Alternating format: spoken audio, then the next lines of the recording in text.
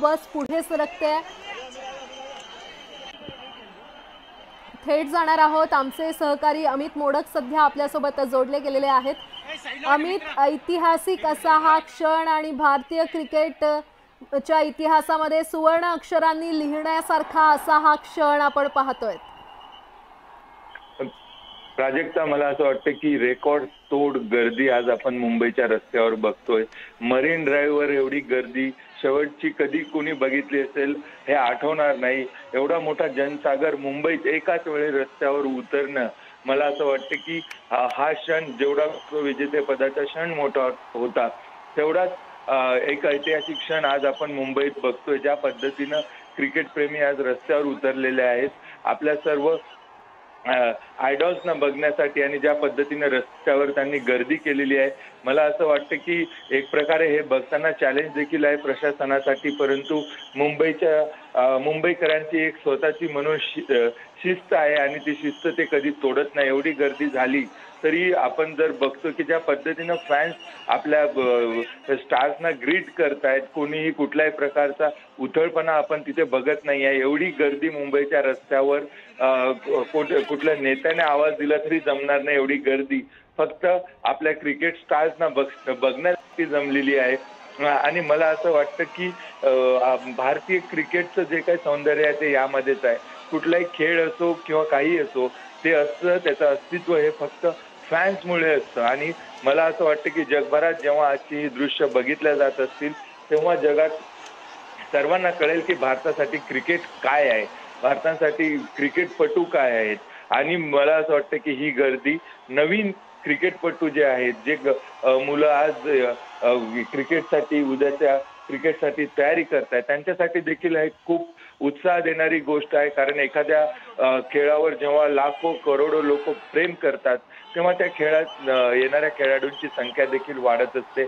आजचा हा क्षण फक्त भारतीय क्रिकेटसाठी किंवा या क्रिकेट टीम पुरता, विराट कोहली किंवा रोहित शर्मा यांच्या पुरता मर्यादित बघून आपल्याला चालणार नाही, तर हा क्षण भारतीय क्रिकेटसाठी देखील तेवढाच महत्त्वाचा आहे। प्राजक्ता, 1983 मध्ये जेव्हा पहिल्यांदा भारतानं वर्ल्ड कप जिंकला होता आणि त्यानंतर क्रिकेटचं स्थान आपल्या देशात बदललं होतं। त्या अगोदर हॉकी हा सर्वात लोकप्रिय खेळ होता, परंतु त्यानंतर क्रिकेटनं त्याची जागा घेतली आणि कधी क्रिकेट हा भारतातला सर्वात लोकप्रिय खेळ झाला हे कळलं देखील नाही। त्या 83 वर्ल्ड कप नंतर सचिन तेंडुलकर सारखा स्टार आपल्याला मिळाला, जो नेहमी सांगतो की तो वर्ल्ड कप जिंकताना जेव्हा टीम इंडियाला आपण बघितलं आणि त्यानंतर क्रिकेट बद्दल त्याचा ओढा आणखी वाढला। सचिन तेंडुलकरला क्रिकेट खेळताना बघून विराट कोहली, रोहित शर्मा, महेंद्रसिंग धोनी असे अनेक स्टार आपल्या क्रिकेटमध्ये आले आणि मला असं वाटतं की तीच परंपरा इथून पुढे चालू राहील। रोहित शर्मा, विराट कोहली अशा स्टार्सना, अशा परफॉर्मन्सना बघून मला वाटतं की अनेक तरुण मुलं या खेळाकडे वळतील। परंतु आजचा हा जो क्षण आहे, आज जी गर्दी आपण मुंबईत बघतोय, मला असं वाटतं की एवढं प्रेम एखाद्या खेळावर असणं, एवढं प्रेम आपल्या क्रिकेटपटूंवर असणं ही खूप मोठी गोष्ट आहे, ही खूप भाग्याची गोष्ट आहे। मला असं वाटतं या खेळाडूंचा सर्व थकवा निघून गेला असेल, कारण हा कार्यक्रम 7:30 वाजता संपेल अशी अपेक्षा होती आणि आता 8:30 वाजता आहेत आणि हे वानखेडेपासून अजून अर्धा रस्ता बाकी आहे आणि याच पद्धतीने याच वेगाने ही बस पुढे जात गेली तर मला वाटतं किमान पुढचा अर्धा ते 1 तास या बसला वानखेडे स्टेडियम मध्ये पोहोचायला लागेल आणि तिथून पुढे पुढचा समारंभ सुरू होईल।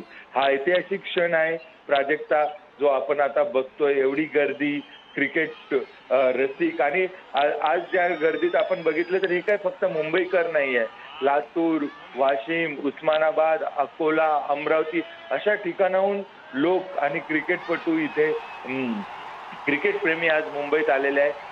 त्यांना फक्त एकच अपेक्षा होती की जे खेळाडू आपल्यासाठी वर्ल्ड कप जिंकून आले त्यांची एक झलक बघायला मिळावी आणि म्हणून ही अलोट गर्दी आज मुंबईच्या रस्त्यावर आपण बघतोय प्राजक्ता।